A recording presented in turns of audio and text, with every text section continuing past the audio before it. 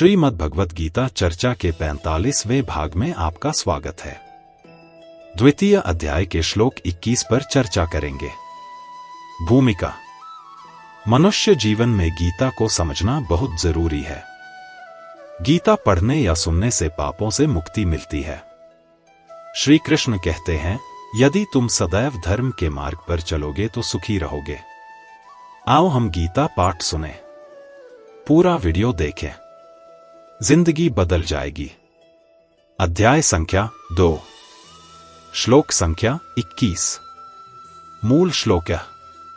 वेदा विनाशिन नित्यम ये एनम व्ययम कथं स पुरुषः पार्थ कं घात्यति हन्ति कम।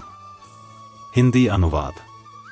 हे पृथानंदन, जो मनुष्य इस शरीरी को अविनाशी, नित्य, जन्मरहित और अव्यय जानता है, वह कैसे किसको मारे और कैसे किसको मरवाए। या हे पार्थ, जो पुरुष इस आत्मा को अविनाशी, नित्य और अव्यय स्वरूप जानता है, वह कैसे किसको मरवाएगा और कैसे किसको मारेगा। या यह एन वेत्ति हंतारम, इस मंत्र से आत्मा हनन क्रिया का कर्ता और कर्म नहीं है, यह प्रतिज्ञा करके तथा न जायते इस मंत्र से आत्मा की निर्विकारता के हेतु को बतलाकर अब प्रतिज्ञा पूर्वक कहे हुए अर्थ का उपसंहार करते हैं। पूर्व मंत्र में कहे हुए लक्षणों से युक्त इस आत्मा को, जो अविनाशी, अंतिम भाव विकार रूप मरण से रहित, नित्य, रोगादिजनित दुर्बलता, क्षीणता आदि विकारों से रहित, अज जन्मरहित और अव्यय अपक्षय रूप विकार से रहित जानता है, वह आत्मतत्व का ज्ञाता अधिकारी पुरुष कैसे मारता है और कैसे मरवाता है, अर्थात वह कैसे तो हनन रूप क्रिया कर सकता और कैसे किसी मारने वाले को नियुक्त कर सकता है। अभिप्राय यह कि वह न किसी को किसी प्रकार भी मारता है और न किसी को किसी प्रकार भी मरवाता है। इन दोनों बातों में किम और कथम शब्द आक्षेप के बोधक हैं, क्योंकि प्रश्न के अर्थ में यहां इनका प्रयोग संभव नहीं। निर्विकारता रूप हेतु का तात्पर्य सभी कर्मों का प्रतिषेध करने में समान है। इससे इस प्रकरण का अर्थ भगवान को यही इष्ट है कि आत्मवेत्ता किसी भी कर्म का करने करवाने वाला नहीं होता। अकेली हनन क्रिया के विषय में आक्षेप करना उदाहरण के रूप में है। शून्य कर्म न हो सकने में कौन से खास हेतु को देखकर ज्ञानी के लिए भगवान कथन स पुरुष, इस कथन से कर्म विषयक आक्षेप करते हैं। शून्य पहले ही कह आए हैं कि आत्मा की निर्विकारता ही संपूर्ण कर्मों के न होने का खास हेतु है। शून्य कहा है सही, परंतु अविक्रिय आत्मा से उसको जानने वाला भिन्न है, इसलिए खास कारण उपयुक्त नहीं है, क्योंकि स्थाणु को अविक्रिय जानने वाले से कर्म नहीं होते, ऐसा नहीं, ऐसी शंका करें तो शून्य यह कहना ठीक नहीं, क्योंकि आत्मा स्वयं ही जानने वाला है। देह आदि संघात में ज्ञातापन नहीं हो सकता, इसलिए अंत में देहादि संघात से भिन्न आत्मा ही अविक्रिय ठहरता है और वही जानने वाला है। ऐसे उस ज्ञानी से कर्म होना असंभव है। आता कथन स पुरुष, यह आक्षेप उचित ही। जैसे निर्विकार होने पर भी आत्मा बुद्धिवृत्ति और आत्मा का भेद ज्ञान न रहने के कारण अविद्या के संबंध से बुद्धि आदि इंद्रियों द्वारा ग्रहण किए हुए शब्दादि विषयों का ग्रहण करने वाला मान लिया जाता है, ऐसे ही आत्मनात्म विषयक विवेक ज्ञान रूप जो बुद्धिवृत्ति है, जिसे विद्या कहते हैं, वह यद्यपि असतरूप है तो भी उसके संबंध से वास्तव में जो अविकारी है, ऐसा आत्मा ही विद्वान कहा जाता है। ज्ञानी के लिए सभी कर्म असंभव बतलाए हैं। इस कारण भगवान का यह निश्चय समझा जाता है कि शास्त्र द्वारा जिन कर्मों का विधान किया गया है, वे सब अज्ञानियों के लिए ही विहित हैं। शून्य विद्या भी अज्ञानी के लिए ही विहित है, क्योंकि जिसने विद्या को जान लिया उसके लिए पिसे को पीसने की भांति विद्या का विधान व्यर्थ है। अतः अज्ञानी के लिए कर्म कहे गए हैं, ज्ञानी के लिए नहीं। इस प्रकार विभाग करना नहीं बन सकता।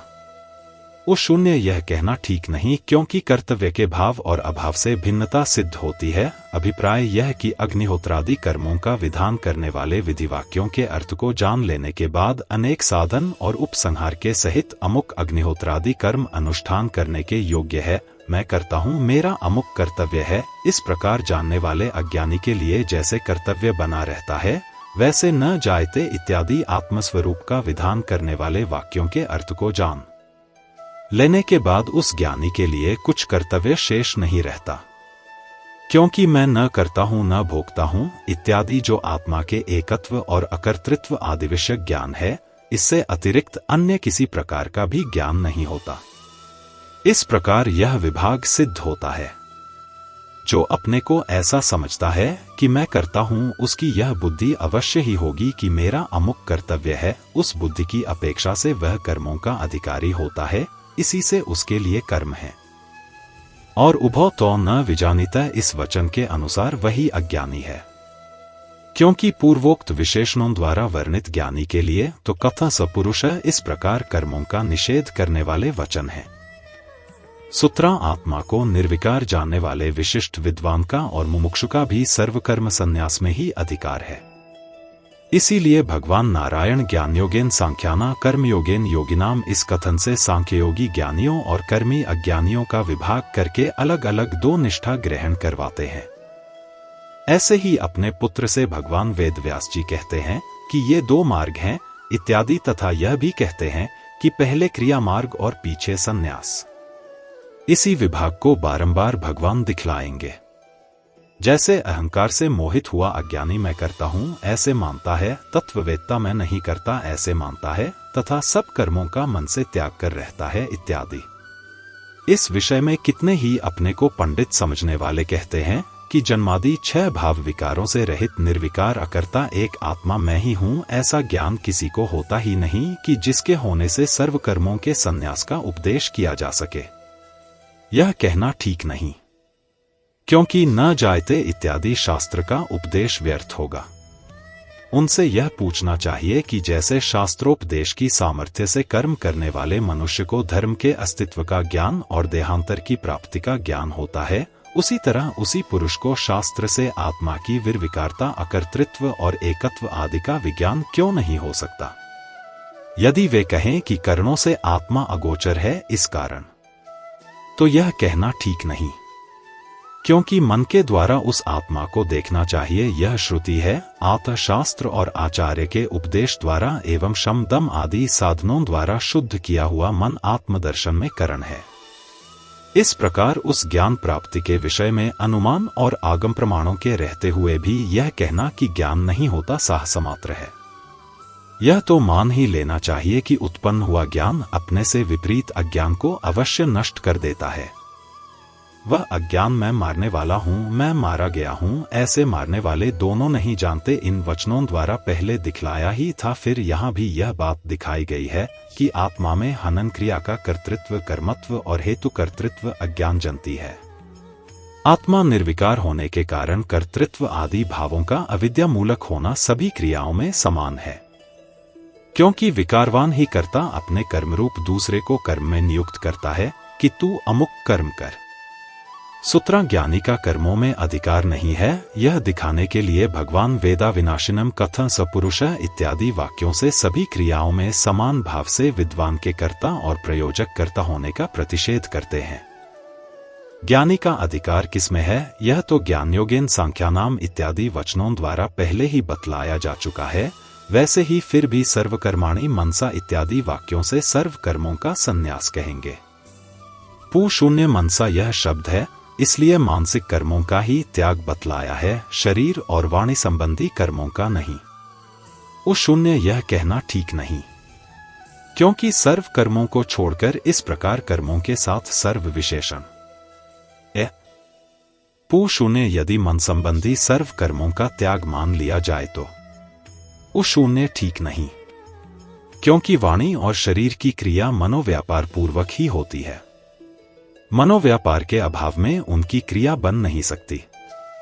पू शून्य शास्त्र विहित कायिकवाचिक कर्मों के कारण रूप मानसिक कर्मों के सिवा अन्य सब कर्मों का मन से संन्यास करना चाहिए, यह मान लिया जाए तो उस शून्य ठीक नहीं, क्योंकि न करता हुआ और न करवाता हुआ यह विशेषण साथ में है।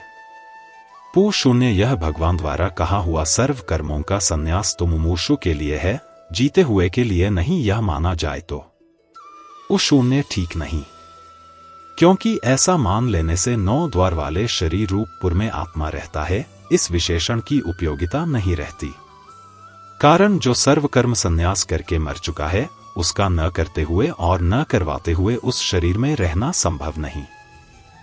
शून्य उक्त वाक्य में शरीर में कर्मों को रखकर इस तरह संबंध है, शरीर में रहता है, इस प्रकार संबंध नहीं है, ऐसा माने तो शून्य ठीक नहीं है, क्योंकि सभी जगह आत्मा को निर्विकार माना गया है तथा आसन क्रिया को आधार की अपेक्षा है और संन्यास को उसकी अपेक्षा नहीं है। एवं सपूर्वक न्यास शब्द का अर्थ यहां त्यागना, निक्षेप, रख देना नहीं।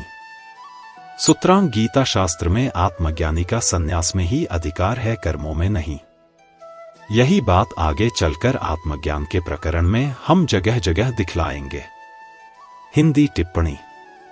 आत्मा की वर्णनात्मक परिभाषा नहीं दी जा सकती, परंतु उसका संकेत नित्य, अविनाशी आदि शब्दों के द्वारा किया जा सकता है। यहाँ इस श्लोक में प्रश्नार्थक वाक्य के द्वारा पूर्व श्लोकों में प्रतिपादित सिद्धांत की ही पुष्टि करते हैं कि जो पुरुष अविनाशी आत्मा को जानता है वह कभी जीवन की वास्तविकताओं का सामना करने में शोकाकुल नहीं होता। आत्मा के अविनाशी, अजन्मा और शाश्वत स्वरूप को जान लेने पर कौन पुरुष स्वयं पर कर्तृत्व का आरोप कर लेगा। भगवान कहते हैं कि ऐसा पुरुष न किसी को मारता है और न किसी के मरने का कारण बनता है। यहाँ ध्यान देने की बात यह है कि इस वाक्य का संबंध स्वयं भगवान तथा अर्जुन दोनों से ही है। यदि अर्जुन इस तथ्य को स्वयं समझ लेता है तो उसे स्वयं को अजन्मा आत्मा का हत्यारा मानने का कोई प्रश्न नहीं रह जाता है। किस प्रकार आत्मा अविनाशी है, अगले श्लोक में एक दृष्टांत के द्वारा इसे स्पष्ट करते हैं। हिंदी व्याख्या। वेदा विनाशिनम घात्यति हंति कम। इस शरीर का कभी नाश नहीं होता, इसमें कभी कोई परिवर्तन नहीं होता, इसका कभी जन्म नहीं होता और इसमें कभी किसी तरह की कोई कमी नहीं आती। ऐसा जो ठीक अनुभव कर लेता है वह पुरुष कैसे किसको मारे और कैसे किसको मरवाए, अर्थात दूसरों को मारने और मरवाने में उस पुरुष की प्रवृत्ति नहीं हो सकती। वह किसी क्रिया का न तो कर्ता बन सकता है और न कारिता बन सकता है। यहाँ भगवान ने शरीरी को अविनाशी, नित्य, अज और अव्यय कहकर उसमें छहों विकारों का निषेध किया है। जैसे अविनाशी कहकर मृत्यु रूप विकार का, नित्य कहकर अवस्थांतर होना और बढ़ना रूप विकार का, अज कहकर जन्म होना और जन्म के बाद होने वाली सत्ता रूप विकार का तथा अव्यय कहकर क्षय रूप विकार का निषेध किया गया है। शरीरी में किसी भी क्रिया से किंचन मात्र भी कोई विकार नहीं होता।